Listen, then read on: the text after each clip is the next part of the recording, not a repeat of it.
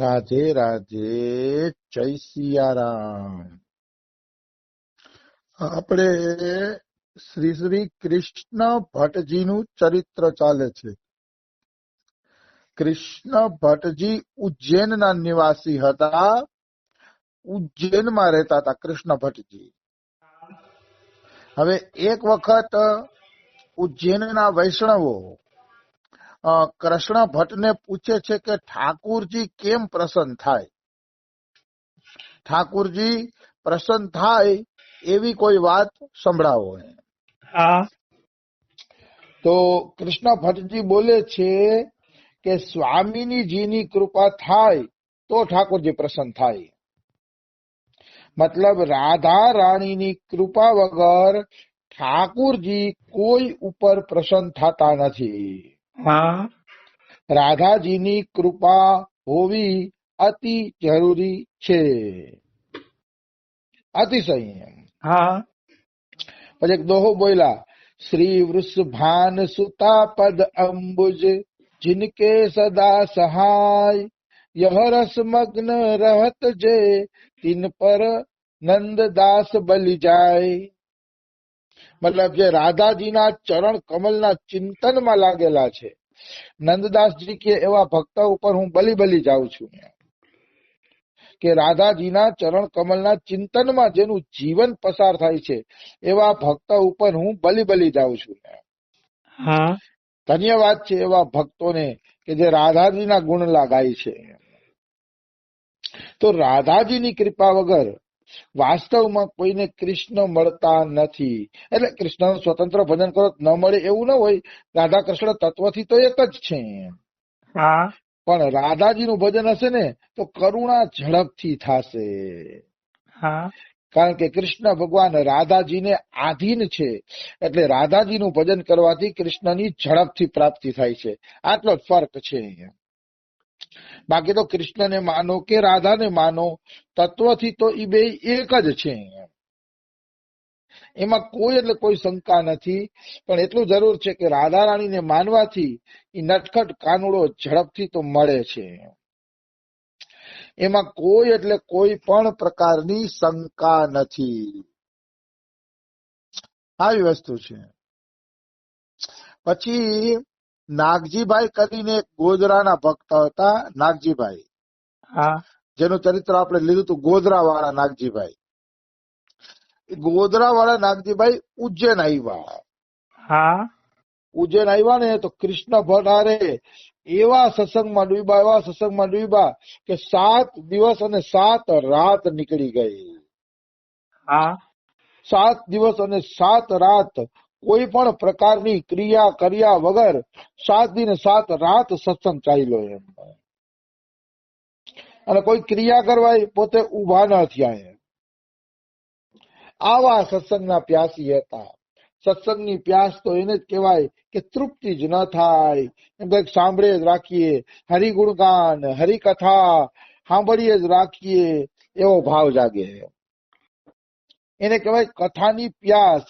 રામ કથા જે સુનત અઘાહી રસ વિશેષ તીન જાના નહીં. રામ કથા સાંભળતા જે ધરાઈ જાય, ભગવાનની કથા સાંભળતા જે ધરાઈ જાય, માની લ્યો કે એને હજી રસ શું છે એ જાણ્યો જ નથી. એને ખબર જ નથી કે રસ શું છે. જેને રસ વિશે જાણ્યું હશે ને એ ભગવાનની કથા સાંભળતા ક્યારેય ધરાશે નહીં. બિલકુલ આવી વસ્તુ છે. જેને રસની નથી ખબર એ જ ભગવાનની કથાથી ધરાઈ જશે કે હવે ઘણી સાંભળી લીધી એમ. આવી વાત છે. તો આ લોકો 7 દિવસ સુધી આ રીતે કથા કરતા રહીએ છે. હવે આપણે આગળ વધીએ તો એક વખત કૃષ્ણ ભટ્ટજી અને એનો દીકરો ગોકુલ ભટ્ટ 2 જણા ગોકુળ નીકળ્યા. અને ઉજ્જૈન થી ગોકુળ ઘણું બધું થાય છે, 800 કિલોમીટર જેવું થતું હશે. ઉજ્જૈન થી ગોકુળ. તો ઉજ્જૈન થી ગોકુળ આવવા બાપ દીકરો નીકળ્યા. અને રસ્તામાં આમ દેહ છૂટી ગયો કૃષ્ણ ભટ્ટનો, હા રસ્તામાં જ શરીર છૂટી ગયું. તો એના પુત્ર ગોપાલ ભટ્ટને બહુ ચિંતા થઈ કે અરે મારા પિતાનું આવું મૃત્યુ કેમ થયું, મારા પિતાને ન ઘર નસીબ થયું કે ન ગોકુળ નસીબ થયું, તો રસ્તા વચ્ચે ધામ પધારી ગયા. હા આનું શું કારણ કે મારા પિતાજી રસ્તા વચ્ચે ધામ પધારી ગયા, એને ન ઘરે નસીબ થયું અને ન ગોકુળ ધામે નસીબ થયું, કે એટલે એને બહુ અફસોસ થતો હતો. એને એમ થતું હતું કે મારા પિતાજીને જો ગોકુળ મળી ગયું હોત ને તો બહુ સારું હતું એમ. પણ ગોકુળ ન મળ્યું, કાંઈ ન મળ્યું ને આ રીતે શરીર છૂટ્યું એટલે એને અફસોસ થવા માંડ્યો.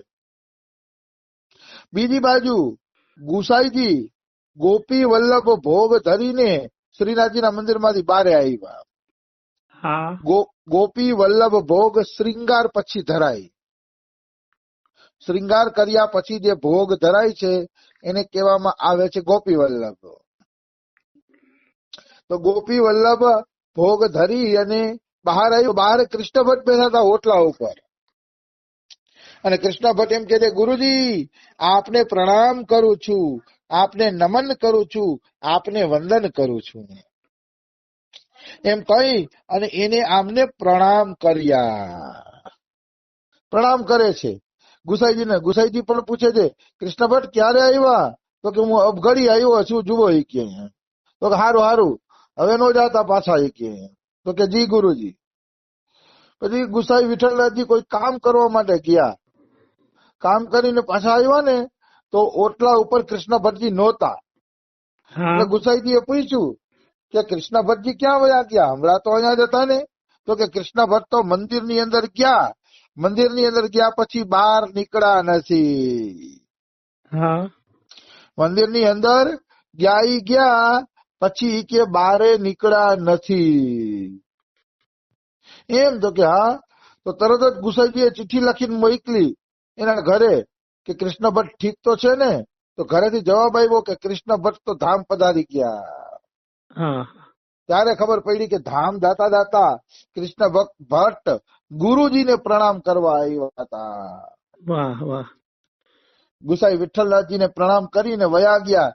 ત્યારે એના છોકરા ગોકુલ ભટ્ટનો સંશય નીકળી ગયો કે સિદ્ધ મહાપુરુષ ગમે આ મરે પણ એ દિવ્ય દેહે ધામમાં પહોંચી જ જાય છે.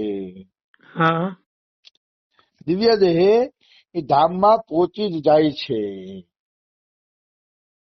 આવી વસ્તુ છે, સમજાણું? એટલે કહેવાનો ભાવ એવો છે કે દિવ્ય શરીરથી મનુષ્યને જ્યાં પહોંચવું હોય છે ત્યાં ઈ પહોંચી જતા હોય છે નિશ્ચિત. એમાં કોઈ એટલે કોઈ શંકા નથી. આવી વસ્તુ છે. તો અહીંયા આપણા કૃષ્ણ ભટ્ટનું ચરિત્ર વિશ્રામ લે છે. હવે આપણે આગળના ચરિત્રમાં પ્રવેશ કરીએ તો એનું નામ છે લાખા રાજા. લાખા રાજાના ચરિત્રમાં પ્રવેશ કરીએ. લાખા કોઈ ક્ષેત્રના રાજા હતા. હવે કયા ક્ષેત્રના રાજા હતા એ આમાં સ્પષ્ટ ઉલ્લેખ નથી, પણ રાજા હતા. નામ હતું લાખા. તો એ લાખા રાજા એકવાર પત્ની સાથે વ્રજમાં આવ્યા. વ્રજમાં આવ્યા ને એટલે લાખાને શ્રીનાથજી ગમી ગયા. લાખાનું મન શ્રીનાથજીની અંદર લાગી ગયું અને શ્રીનાથજી પ્રત્યે એને કોઈ પ્રેમ ઉભરાય કે વાત ના પૂછો એવો પ્રેમ ઉભરાય. એટલે રોજ શ્રીનાથજીના દર્શન કરે, ગુસાઈજીનો સત્સંગ સાંભળે અને એની પત્ની રાણીને આખી વાત કરે, શ્રીનાથજીના શ્રીંગારની એની બધી વાત કરે આખી. તો એની પત્ની કહે, મને હે ને તમે કે પડદો કરાવી દો તો હું શ્રીનાથજીના દર્શન કરું. મતલબ બધા માણસોને રોકી લ્યો, મંદિરના દરવાજા બંધ કરી દો, પછી હું એકલી પડદામાં દર્શન કરી આવું. આગળની રાણીઓ તો પડદામાં રહેતી ને, પડદામાં રહેતી એટલે કે મને પડદો કરી દો ને તો હું દર્શન કરી આવું. તો લાખા રાજા એને સમજાવે છે કે અરે ગાંધી, મંદિરમાં પડદો ન હોય, સાધારણ માણસે દર્શન કરે ને આપણે દર્શન કરીએ, બધાએ ભેગા મળીને દર્શન કરવાના હોય, મંદિરમાં થોડો પડદો રાખવાનો હોય. મંદિરમાં પડદો રાખીએ એ સારું લાગે નહીં, કે આપણે છે ને કે આ રીતે દર્શન કરી લેવા જોઈએ. તો કે કઈ વાંધો નહીં. પછી એને ગુસાઈજીને કીધું, જો લાખા રાજાને નો કીધું, ગુસાઈજીને કીધું તમે પડદો કરાવી દો. મારા પતિ તો ના પાડે છે, મારા પતિ એમ કે પડદો ન કરવો જોઈએ. હા તો તમે મને એ કે પડદો કરાવી દો. તો ગુસાઈજીએ પછી પડદો કરાવી દીધો. રાણી દર્શન કરવા ગઈ તો મંદિરના દરવાજા બંધ કરી દીધા, એટલે પબ્લિક બધી બારે રહી ગઈ. હા માણસો બધા દર્શનની વાત જોઈ ને એકલી રાણી મંદિરમાં ઘૂસી દર્શન કરવા. તો એકલી રાણી દર્શન કરવા ઘૂસી ને ઈ શ્રીનાથજીને ગમ્યું નહીં. હા હા કારણ કે શ્રીનાથજી માટે તો રાણી બરોબર છે, અને બારે જે પ્રજા વાટ જોવે છે દર્શન માટે એ બરોબર છે. બિલકુલ. શ્રીનાથજી માટે તો બે હરખા છે એમ. એટલે શ્રીનાથજીને ગમ્યું નહીં. આ પડદા પ્રથા શ્રીનાથજીને અનુકૂળ ન આવી. એને એમ થયું કે આ તો ખોટું થાય છે. હા એટલે શ્રીનાથજીએ શું કર્યું, મંદિરના દરવાજા ધડ કરતા ખોલી નાખ્યા. હા ખોલી નાખ્યા ને પબ્લિક હળડ કરતી બધી અંદર ઘૂસતી ગઈ. બધી પબ્લિક અંદર ઘૂસી ગઈ. અને રાણીનો પડદો બળદો પણ તોડી નાખ્યો, પડદો બળદો પણ ઉતરી ગયો, અને બધી પબ્લિક શ્રીનાથજીના દર્શન કરવા માંડી. વાહ. કોઈ રાણી સામું જોવા નવરું નહોતું. જ્યાં શ્રીનાથજીની ઝાંખી થતી હોય અહીંયા રાણી સામે કોણ જોવે. હા બધા શ્રીનાથજીના દર્શનમાં મગ્ન છે, ડૂબેલા છે. ત્યારે ઘરે આવીને તો લાખા રાજાએ કીધું કે મેં તો તને પેલા જ કીધું તું કે મંદિરે પડદા ન હોય એમ, તોય તું પડદા રાખવાની વાત કરતી હતી કે પછી ભગવાન શ્રીનાથજી કે છે કે લાખા રાજાએ કીધું ને કે મંદિરમાં પડદો ન હોય, એની વાત હાથી કરવા માટે મેં દરવાજા ખોલી નાખ્યા. હા પાછળથી શ્રીનાથજી એમ કહે છે. આવી વાત છે, સમજાણું? તો આ તો લાખા રાજા હતું. હવે અલીખાન પઠાણની એક વાત લઈ લઈએ. હા અલીખાન પઠાણ મહાવનનો પઠાણ હતો. મહાવન એટલે ગોકુળનો વિસ્તાર આખો. એનો આ એક રાજા જ હતો, જાણે અલીખાન પઠાણ, એમ કઈ તો ખોટું નથી. તો એકવાર અલીખાન પઠાણ ગુસાઈ વિઠ્ઠલનાથજીના સત્સંગમાં ગયો. હા સત્સંગમાં ગયો ને તો ગુસાઈ વિઠ્ઠલનાથજી ધામ મહિમા બોલે છે. વૃક્ષે વૃક્ષે વેણુ ધારી અને પતે પતે ચત્રભુજ. વૃક્ષ વૃક્ષમાં વેણુધારી કૃષ્ણ બિરાજમાન છે અહીંયા, અને પત્તામાં પત્તામાં ચતુર્ભુજ વિષ્ણુ ભગવાન બિરાજમાન છે. આવું બોલ્યા ગુસાઈ વિઠ્ઠલનાથજી. એટલે અલીખાન પઠાણના હૃદયમાં ચોટ લાગી.